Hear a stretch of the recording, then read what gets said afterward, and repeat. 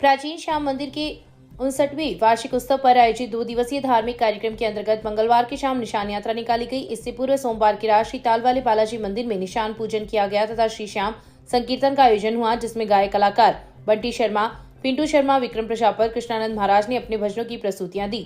शुक्रवार की शाम 751 निशानों के साथ शोभा यात्रा निकाली गई, जो श्री ताल वाले बालाजी मंदिर प्रांगण से शुरू होकर मुख्य मार्गों से होती हुई प्राचीन श्री श्याम मंदिर पहुंची। निशान यात्रा का जगह जगह स्वागत किया गया। रथ में सवार श्याम बाबा की झांकी के साथ साथ शोभा यात्रा में भगवान शंकर एवं बालाजी महाराज की सजीव झांकियों पर कलाकारों ने कई हैरत अंगेज करतब दिखाते हुए अपनी प्रस्तुतियां दी। वहीं श्रद्धालु भजनों पर नाचते गाते हुए निशान यात्रा के साथ चल रहे थे। निशान यात्रा को देखने बाजारों में लोगों की भीड़ रही। मंदिर पुजारी प्रदीप धड़, आशुतोष धड़ ने सहयोगियों का स्वागत किया। इस अवसर पर कृष्णानंद महाराज, कुलदीप व्यास, प्रदीप पात्री, सावरमल तोशावर, श्यामलाल प्रजापत, प्रकाश पारिक, प्रहलाद पारिक, भीमराज पुबरिया, संजय मुरारका सहित काफी संख्या में लोग उपस्थित थे। शहर की वार्ड संख्या 7 में प्रजापति समाज महिला मंडल के तत्वाधान में गोर का बंदोरा मंगलवार को निकाला गया। इस दौरान ईश्वर व गोर की पूजा अर्चना कर भोग लगाया गया तथा महिलाओं द्वारा सांस्कृतिक कार्यक्रम प्रस्तुत किए गए। मंडल की अध्यक्षा मंजू बारवाल के नेतृत्व में हुए कार्यक्रम में पूजा बारवाल, हीरा बारवाल, कल्पना बारवाल, पायल जहांगीर, सुनीता प्रजापत, सीता बारवाल, संध्या बारवाल, सुनीता जहांगीर, हिमलता प्रजापत, नारायणी देवी, पुष्पा देवी, पार्वती देवी, मंजू देवी, गुड्डू, निकिता, चारवी सहित काफी संख्या में महिलाएं उपस्थित थी। तहसील के गांव छोटड़िया की राजकीय उच्च प्राथमिक स्कूल में मंगलवार को पक्षियों के लिए परिंदे लगाए गए। संस्था प्रधान राजकुमार जहांगीर के नेतृत्व में विद्यार्थियों व शिक्षकों ने मिलकर परिंदे लगाए। साथ ही लगाए गए परिंदों में ताजा पानी भरने का संकल्प भी लिया गया। इस अवसर पर जहांगीर ने विद्यार्थियों को प्रकृति व जीव जंतु के संरक्षण के महत्व के बारे में बताया। उन्होंने कहा कि पक्षी पर्यावरण का अहम हिस्सा है और हमें उनकी देखभाल करनी चाहिए। परिंदे लगाने से हम न सिर्फ पक्षियों को राहत देंगे बल्कि प्रकृति के प्रति अपनी जिम्मेदारी भी निभाएंगे। इस अवसर पर स्कूल परिवार के सदस्यों सहित काफी संख्या में विद्यार्थी उपस्थित थे। राज्य सरकार द्वारा वर्ष 2023 में उपलब्ध करवाई गई सीबीनॉट मशीन से अब टीबी जांच तारानगर की राजकीय अस्पताल में हो सकेगी। करीब 25 लाख रुपए की मशीन 2 वर्ष से यूपीएस के अभाव में काम नहीं आ रही थी। मेडिकल इक्विपमेंट परियोजना के तहत रतनगढ़ निवासी एवं मुंबई प्रवासी भामाशाह इंदिरा सराव द्वारा मशीन के लिए 2 घंटे बैकअप वाला यूपीएस उपलब्ध करवाया गया है, जिसका उद्घाटन मंगलवार को उद्योगपति ताराचंद गोयल द्वारा किया गया। भामाशाह प्रेरक राजीव उपाध्याय द्वारा राजकीय अस्पतालों के सुदृढ़ीकरण के लिए मेडिकल इक्विपमेंट परियोजना चलाई जा रही है, जिसके अंतर्गत यूपीएस की स्थापना करवाई गई है। इस अवसर पर जिला क्षय रोग अधिकारी doctor Ved Prakash, PMO doctor Motilal Soni Agarwal, सम्मेलन के राष्ट्रीय प्रवक्ता पवन बंसल सहित कई लोग उपस्थित थे। लॉयंस क्लब रतनगढ़ प्रेरणा की बैठक रविवार को हुई। बैठक में आय व्यय का लेखा जोखा प्रस्तुत किया गया तथा आगामी सेवा कार्यों पर विचार विमर्श हुआ। इस दौरान सर्वसम्मति से क्लब के चुनाव हुए, जिसमें अध्यक्ष पद पर संदीप कंदोई, सचिव रितेश लूंडिया एवं कोषाध्यक्ष पद पर ओम प्रकाश चौहान को मनोनीत किया गया। नवनियुक्त सभी पदाधिकारियों का क्लब द्वारा अभिनंदन किया गया। इस अवसर पर वीरेंद्र बुनकर, जयकांत रिवाल, जितेंद्र बुबना, नरेंद्र चौधरी, सुधीर शर्मा, सुनील चोटिया, रमाकांत शर्मा, सुनील तमोली, साबिर अली नजमी, भारती मुदगल, नीलम कंदोई, रुक्मणी बुनकर, मंजुलता बिवाल सहित कई लोग उपस्थित थे।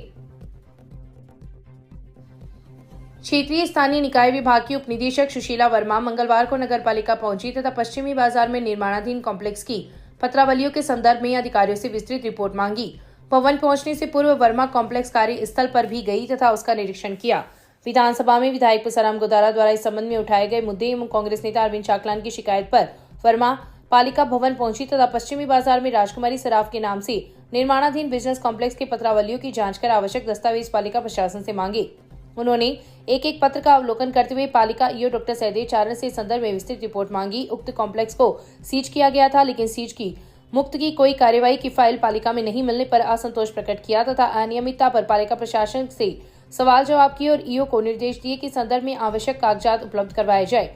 इस मौके पर भाजपा नेता अरविंद इंदौरिया ने वर्मा को ज्ञापन देकर शहर में हो रहे विकास कार्यों की टेंडर प्रक्रिया में अनियमितता की जांच की मांग की गई।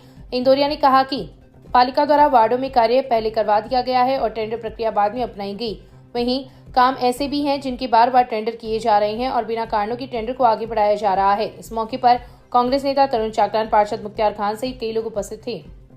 अधिकारी के द्वारा भ्रष्टाचार को लेकर रतनगढ़ नगर पालिका में जो भ्रष्टाचार हो रहे हैं सिविल के कार्यों में और अवैध निर्माण के कार्यों में, एक अवैध निर्माण की जो बिल्डिंग है उसका नगर पालिका के द्वारा वो बिल्डिंग सीज थी, उसका अवैध पट्टा देकर और अवैध फाइल बनाकर उस बिल्डिंग की सीज को खोल दिया गया। ना किसी का ऑर्डर है ना की बात है।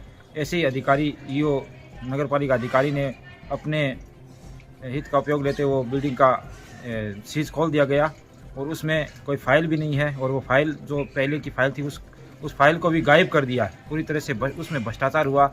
इसकी जांच के लिए आज पार्षदों द्वारा बार बार अवगत कराया गया कि रतनगढ़ नगर पालिका में बहुत ज़्यादा भ्रष्टाचार हो रहा है। इस संबंध में आज DDR साहिबा रतनगढ़ आई थी और भ्रष्टाचार की पूरी जांच करके गई है। उनके द्वारा दिशा निर्देश दिए गए कि जो भ्रष्टाचार हुआ है और बहुत ज़्यादा भ्रष्टाचार नगर पालिका रतनगढ़ में हुआ, उस पर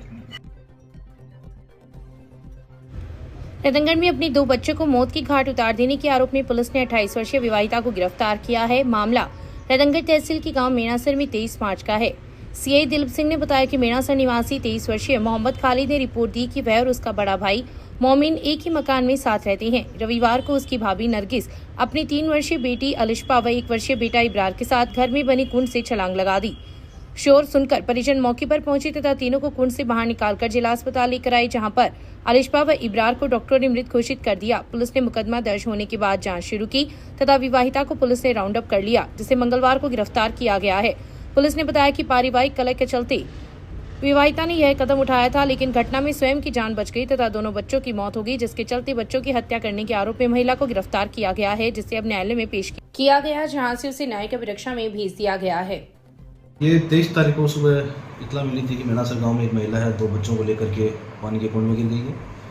मौके पर पहुंचे, उससे पहले वारिसान ने महिला को और बच्चों को हॉस्पिटल भिजवा दिया गया था, जिसमें हॉस्पिटल से सूचना मिली कि 2 बच्चे डेथ है जो हॉस्पिटल पहुंचे और महिला है जो घायल है। आस पड़ोस से पता किया गया तो महिला ने जो अपने बच्चों के साथ में सुसाइड का प्रयास किया था, जिसमें पानी ज़्यादा होने के कारण बच्चे तो ख़त्म हो गए और महिला है जो उसमें बच गई थी।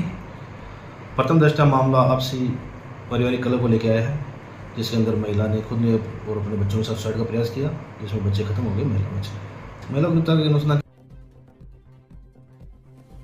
पंचायत समिति के पास मंगलवार की शाम बेहोशी की हालत में एक 45 वर्षीय व्यक्ति मिला, जिसे सेवाभावी युवाओं ने जिला अस्पताल पहुंचाया, जहां पर उसकी हालत गंभीर होने पर डॉक्टरों ने उसे हायर सेंटर रेफर कर दिया। गांव बरपालसर निवासी कान सिंह एवं प्रेमनगर निवासी मनोज ढाका कार्यवश पंचायत समिति की तरफ जा रहे थे। इसी दौरान अज्ञात व्यक्ति चलते हुए अचानक सड़क पर गिर गया और बेहोश हो गया, जिसे दोनों युवाओं ने जिला अस्पताल पहुंचाया, जहां पर डॉक्टर ने उसके सर पर गंभीर चोट आने पर उसे चूरू रेफर किया है। राहगीर की पहचान अभी तक नहीं हो पाई है तथा घटना से पुलिस को भी अवगत करवाया गया है। शहर की वार्ड की रहने वाली 30 वर्षीय विवाहिता ने अपने देवर के खिलाफ कमरे में घुसकर छेड़छाड़ तथा मारपीट करने का मुकदमा मंगलवार को पुलिस में दर्ज करवाया है। पुलिस ने बताया कि विवाहिता ने रिपोर्ट दी कि उसके पति का 5 साल पूर्व निधन हो गया था। वह अपने 4 पुत्रियों के साथ अपने घर में रह रही है। देवर सोहनलाल पति की मौत के बाद से ही उसे लगातार परेशान कर रहा है। 24 मार्च की रात वह अपने कमरे में सो रही थी तो देवर कमरे में घुस गया और उसके साथ छेड़छाड़ करने लगा। जब उसने विरोध किया तो मारपीट भी की। मंगलवार को जब इस बात को लेकर सास को लाना दिया तो उसने भी कुछ नहीं कहा। पुलिस ने मुकदमा दर्ज कर जांच शुरू कर दी है।